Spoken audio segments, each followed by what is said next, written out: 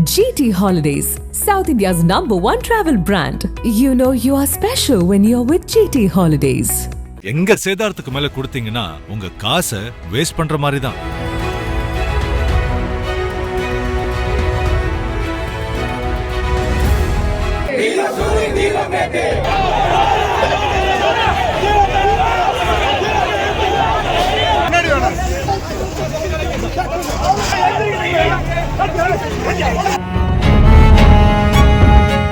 சென்னை உயர்நீதிமன்ற மதுரை அமர்வின் உத்தரவை மீறி திருப்பரங்குன்றம் மலை உச்சியில் உள்ள தீபத்தூணில் கார்த்திகை தீபம் ஏற்றப்படாததை கண்டித்து இந்து முன்னணி அமைப்பினர் போராட்டம் நடத்தினர். இதனால் காவல்துறையினருடன் தள்ளுமுள்ளு ஏற்பட்டதோடு இரு போலீசார் காயமடைந்தனர். பதற்றம் நிவர்த்தியாக மாவட்ட ஆட்சியர் 144 தடை உத்தரவு பிறப்பித்துள்ளார். சென்னை உயர்நீதிமன்ற மதுரை அமர்வு நீதிபதி GR சுவாமிநாதன் திருப்பரங்குன்றம் மலை உச்சியில் உள்ள தீபத்தூணில் கார்த்திகை தீபம் ஏற்ற அனுமதி அளித்தார். மனுதாரர் ராம் ரவிக்குமாரின் வழக்கில் ஆண்டுதோறும் ஏற்படும் பாரம்பரியத்தை கருத்தில் கொண்டு 6 மனுதாரர்கள் மலை உச்சியில் தீபம் ஏற்றலாம் எனவும் அதற்கு மத்திய தொழில் பாதுகாப்பு படை CASF பாதுகாப்பு அளிக்க வேண்டும் எனவும் உத்தரவிட்டார். ஆண்டுதோறும் தீபம் ஏற்றும் உச்சி பிள்ளையார் கோவில் அருகே தீபம் ஏற்றப்பட்டது. ஆனால் நீதிமன்ற உத்தரவுப்படி மலை உச்சியில் உள்ள தீபத்தூணில் தீபம் ஏற்றப்படவில்லை. இதை கண்டித்து இந்த முன்னணி அமைப்பினர் கோவில் மற்றும் மலையை நோக்கி முற்றுகை போராட்டம் நடத்தினர். போராட்டக்காரர்கள் பாதுகாப்புக்காக அமைக்கப்பட்ட தடுப்புகளை உடைத்து முன்னேற முயன்றனர். இதனால் காவல்துறையினருடன் கடும் தள்ளுமுள்ளு ஏற்பட்டது.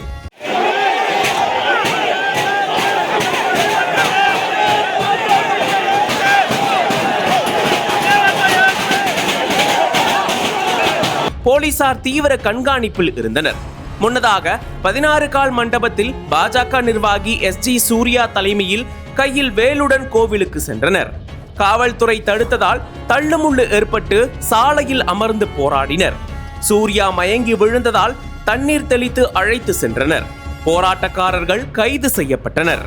நீதிமன்ற உத்தரவுப்படி 62 CASF படையினர் மனுதாரர்களுடன் தீபத்தூணுக்கு பாதுகாப்பு அளிக்க மலைப்பாதைக்கு வந்தனர். அப்போது மாநகர காவல் ஆணையர் லோகநாதன் மலை மேல் செல்ல அனுமதி இல்லை என கூறியதால் சிறிது நேரம் வாக்குவாதம் ஏற்பட்டது.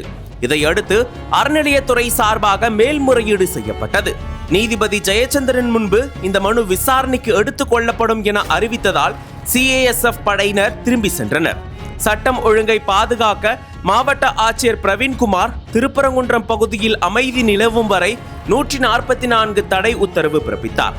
இந்நிலையில் சம்பவங்கள் தொடர்பாகவும் காவல்துறையினர் தாக்கப்பட்ட விவகாரம் தொடர்பாகவும் திருப்பரங்குன்றம் காவல் நிலையத்தில் 15 பேர் மீது அனுமதியின்றி கூடுவது, பொது சொத்தை சேதப்படுத்துதல் மற்றும் அமைதிக்கு பங்கம் விளைவித்தல் உள்ளிட்ட 4 பிரிவுகளின் கீழ் வழக்குகள் பதிவு செய்யப்பட்டன.